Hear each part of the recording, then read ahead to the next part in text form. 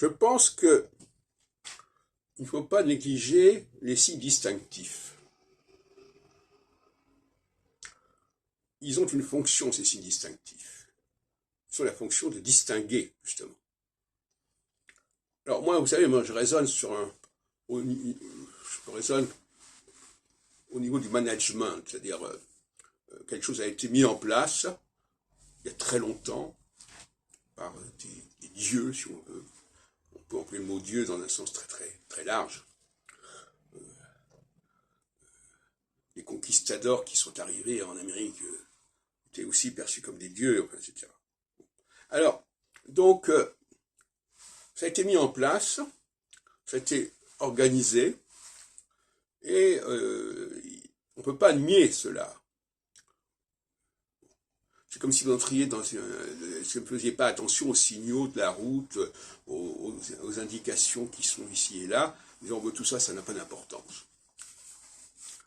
Donc, en phase équinoxiale, pour parler en astrologie, on doit revenir à ces signaux fondamentaux, beaucoup plus, et ne pas accorder trop d'importance aux signaux qu'on a pu plaquer par-dessus, comme les signaux linguistiques, les signaux religieux, les signaux géographiques, etc.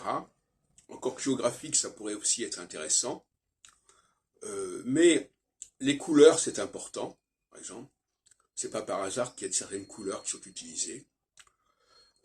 Aussi bien dans les voitures, n'importe quoi, les feux de signalisation, il y a des couleurs. On ne peut pas nier que ces couleurs existent et qu'il faut leur donner du sens. Et en phase équinoxiale, on redonne du sens. On n'est pas en phase équinoxiale actuellement, ici, mais on l'a été. La gauche a vocation à se polariser sur des signaux majeurs, des signaux structurels, et à négliger les superstructures, les signaux qu'on a mis par-dessus et qui faussent le jeu. C'est tout le débat entre une théologie transcendantale, que j'appelle, qui est celle de la gauche, la gauche scientifique, et une théologie humaniste qui pense qu'on peut faire ce qu'on veut, qu'on peut décider ce qu'on veut. Je rappelle qu'en 1789, on était encore en phase solsticiale. Et que, en phase solsticiale, on croit qu'on peut faire ce qu'on veut.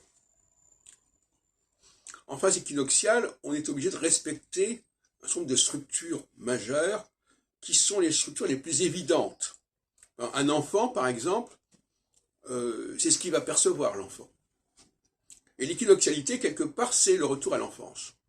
C'est le retour à l'évidence, hein, au sens de ce qui se voit. Un homme, c'est pas une femme, voilà, etc., etc.